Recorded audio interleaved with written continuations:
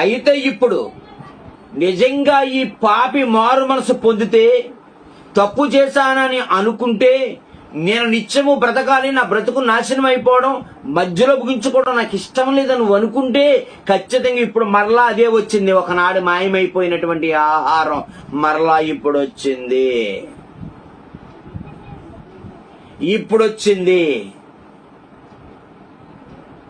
ఏమండి? అదే రాశాడు, పరదేశంలో జీవవృక్ష ఫలములను భుజింపనిత్తును అన్నాడు. అది వేరే టాపిక్, మళ్ళీ అది చూద్దాం. పరదేశంలో ఉన్న జీవవృక్ష ఫలమును తిననిత్తును, భుజింపనిత్తును. అయితే ఇప్పుడు ఆ జీవ వృక్షము కాదు, జీవ ఫలము, జీవమునిచ్చు ఆహారము పరలోకం నుండి వచ్చింది. ఇది తినువాడు నిత్యము బ్రతుకుతాడు. నిత్యము బ్రతికే జీవితాన్ని పోగొట్టుకున్న మనిషికి పోయిందే మరలా వచ్చిందంట. ఇప్పుడు మరో రూపంలో, అప్పుడు చెట్టు రూపంలో వచ్చింది. ఏమండి? ఇప్పుడు మాట రూపంలో వచ్చింది. మీరు చెట్టు ఫలం తిన్నందుకు అలాగైపోడని అనుకున్నాం మనం. బైబిల్ తిన్నందుకు అయిపోడని బైబిల్లో మరి ఇంకెక్కడ చోట రాయలేదండి. మాట వినకపోవడందుకే మరణం వచ్చింది అని రాసింది. ఆజ్ఞ అతిక్రమమే అమ్మ ఇటమా మంచి చెట్ల వృక్ష ఫలం తినటమే పాపము అన్నడవా. అలా అనుకుంటే అది ఆదాముకు ఒక్కడికే వర్తిస్తుంది.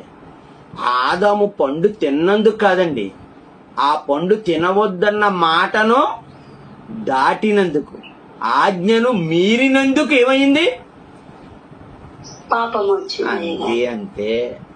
అంటే అప్పుడు మాట వినకపోవటం వలన ఏం పోగొట్టుకున్నావు? జీవాన్ని పోగొట్టుకున్నాం. నిత్య జీవాన్ని పోగొట్టుకున్నాం. ఇప్పుడు వింటే వచ్చేద్దా? వచ్చేస్తుంది. ఇప్పుడు 5వ అధ్యాయం 24 వచ్చింది, చదవండి. యోహాను సువార్త. నా మాట విని నన్ను పంపిన వాని యందు విశ్వాసం ఉంచువాడు నిత్య జీవము కలవాడు. వెరీ గుడ్, వచ్చేసింది ఆన్సర్.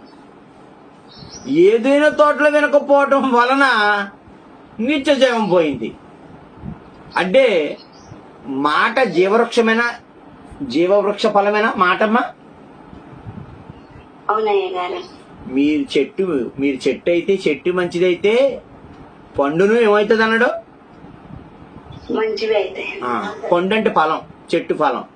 మీరు చెట్టు అనుకోండి, మీరు హృదయంలో వచ్చే మాట ఫలమేనమ్మా?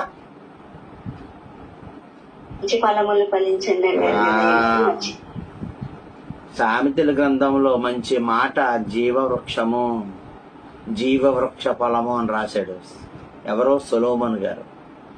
అంటే యేసుక్రీస్తు వారు జీవవృక్ష ఫలాన్నిచ్చే చెట్టు అయితే, ఆయన నోట్లోంచి వచ్చేటువంటి ప్రతి మాట ఏ ఫలమమ్మా? జీవవృక్ష ఫలములైన. చూసారా? అప్పుడు సింబాలిక్ గా చెట్టు ఫలం ఉంది, ఇప్పుడు సింబాలిక్ గా యేసు శరీరం ఉంది. అంతే తేడా.